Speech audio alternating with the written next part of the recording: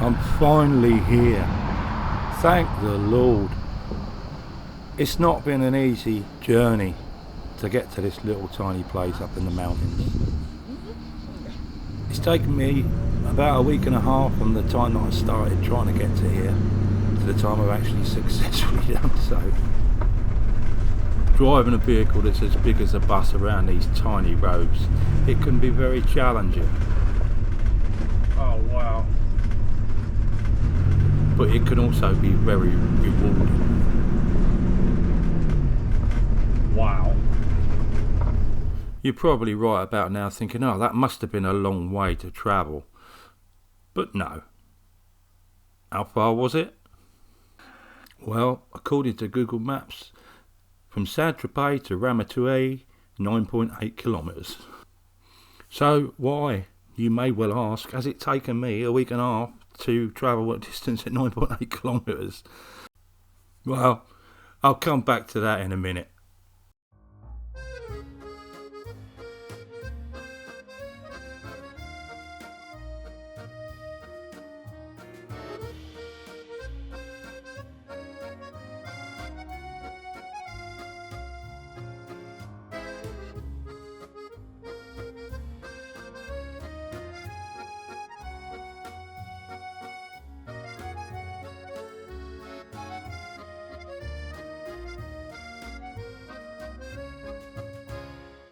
I have been here once before.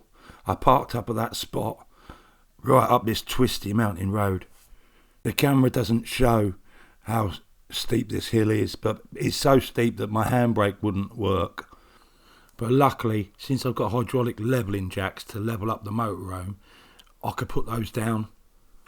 And that allowed me to spend the night without the fear of rolling off down the mountain or off the side of it.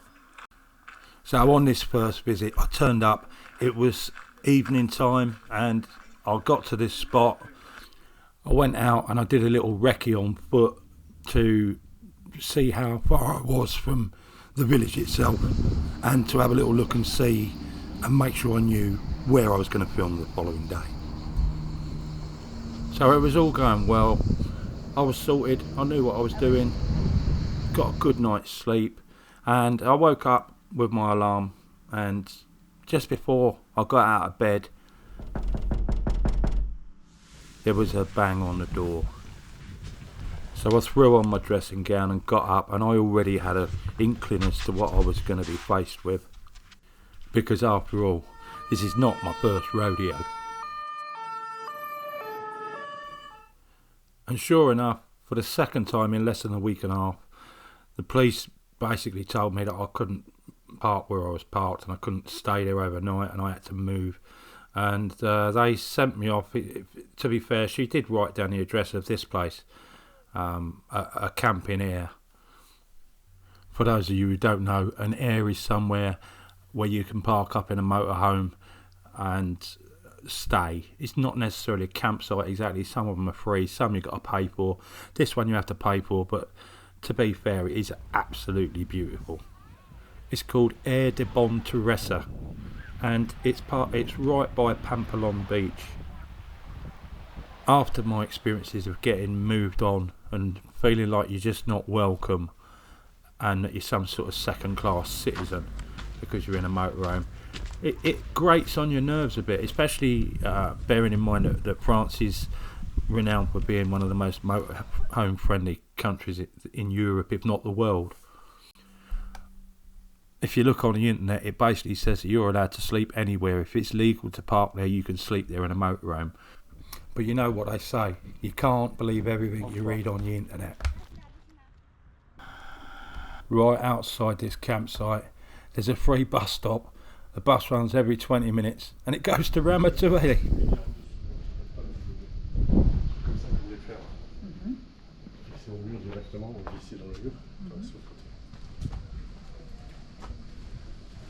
Ramatuelle has a population of about 2,000 people.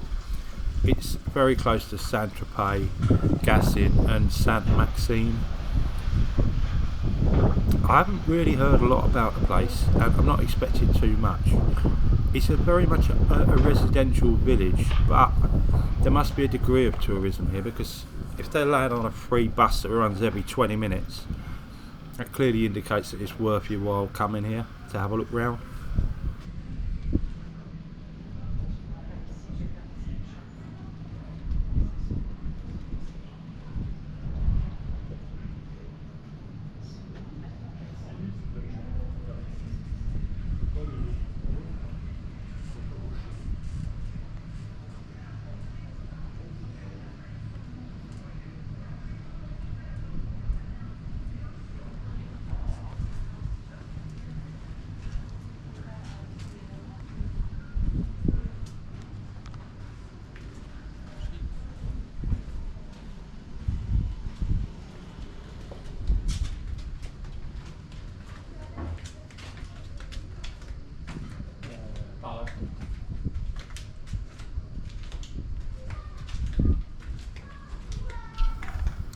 Due to the way that the town or village is constructed, with all of the buildings being very, very close together and of a substantial height, it's made it quite a difficult place to film. This is probably the only place where there's a wide street where it allows the sun to come through. Most of the time walking around here, the difference between light and shadow is so strong that my camera really had difficulty focusing. I had to do a lot of work in the editing process, changing the ISO, changing the light levels, trying to make it so that you could see clearly, because it was quite dark in places.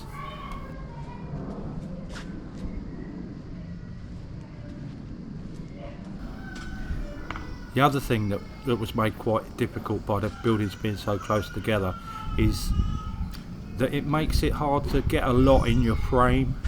So for example, if you want to show the whole building, its windows and its doors, generally speaking you have to walk back away from it, but you can't do that in a place like Ramatuelle because there's a building at your back.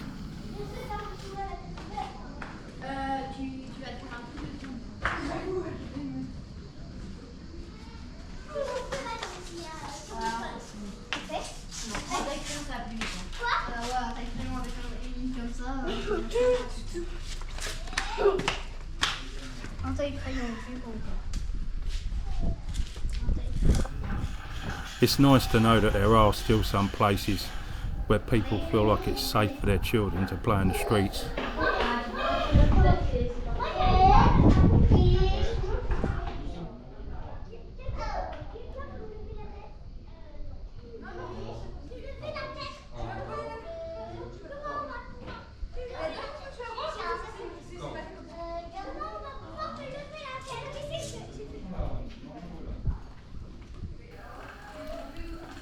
It struck me that this little gallery we're coming up to, Gallery Afrique, it just struck me that this was a very, very odd location for such a small market type of craft to be able to survive with a big shop. Now, there's clearly nobody working in the shop during the day. I don't know how you purchase the stuff. But I was amazed that this little place would have enough of the right sort of footfall for it to survive.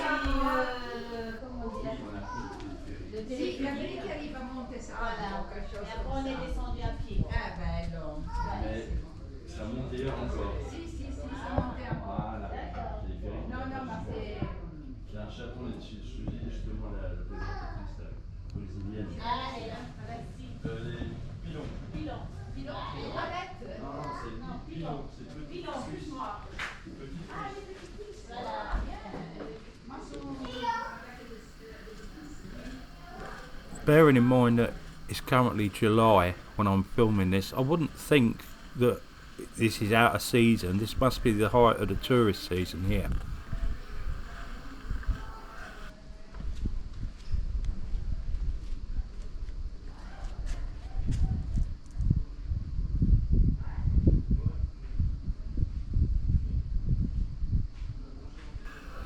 I would say that this is probably the least commercial place I've visited so far on this tour. I filmed this video during a 3-month tour of the French Riviera. If you'd like to see the other places and locations where I've filmed, I'll leave a link to the playlist in the description.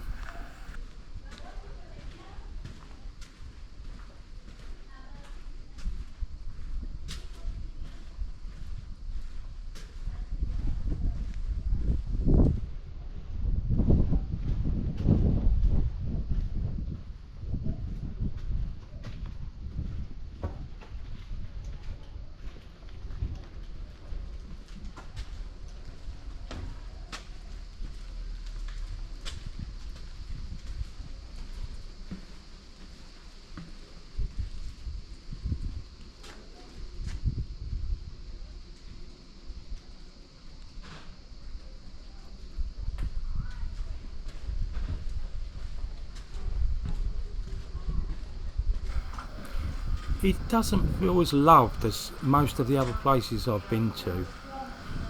It's still charm and character, but it doesn't seem as celebrated for some reason.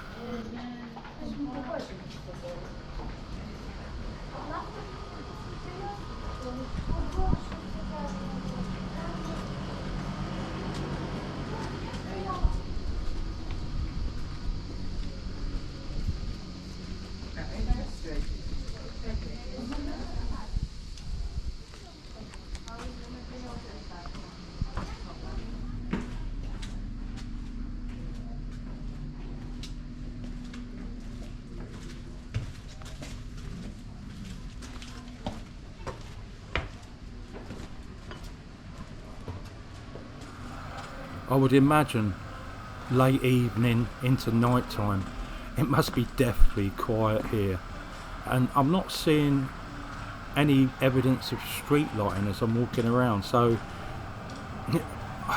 it must be pretty dark.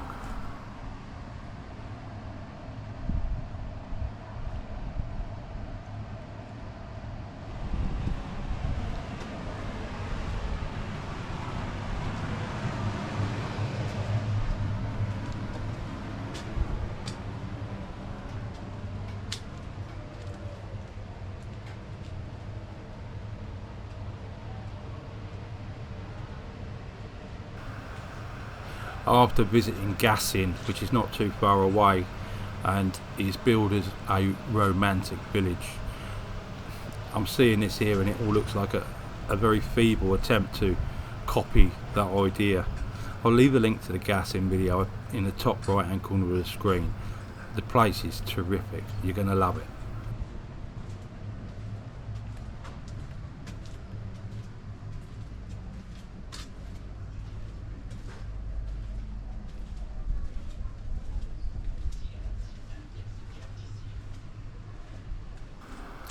Earlier on, there was a sign showing the way to the Galerie Afrique and this temple, which I was quite looking forward to seeing.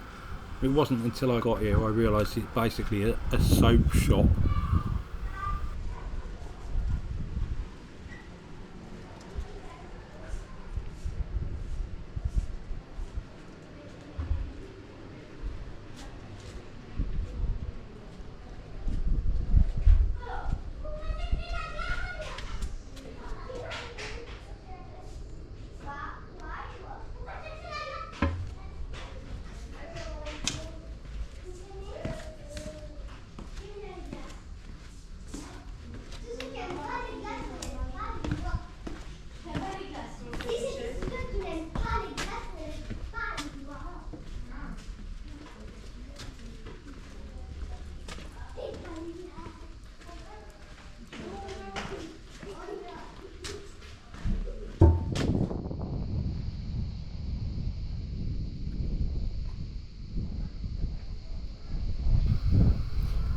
The outskirts of the town offer some lovely sea views.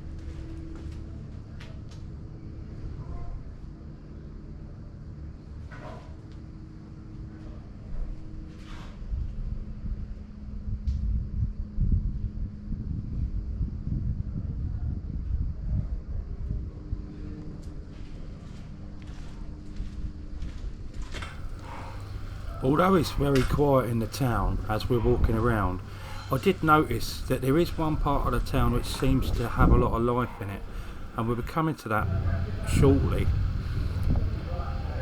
It's like a street just dedicated to dining, and it's really very nice. It seems to open quite late, but it's got a lovely vibe about it.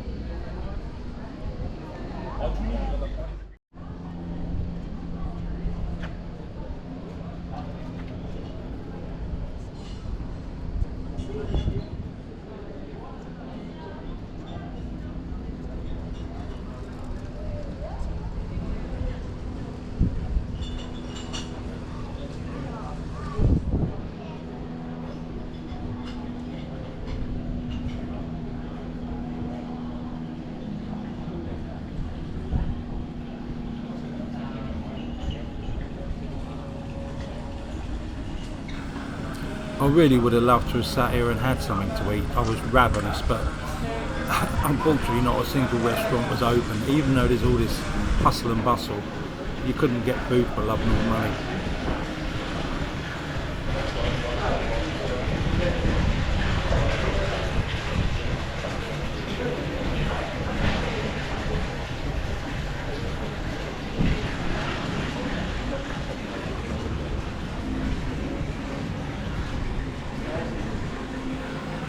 It's not clear to me whether it's only residents of the village who come to these restaurants. I wouldn't think that a village with a population of 2,000 could sustain this many restaurants in one place. So it must be a well-known place for tourists to come in the evenings.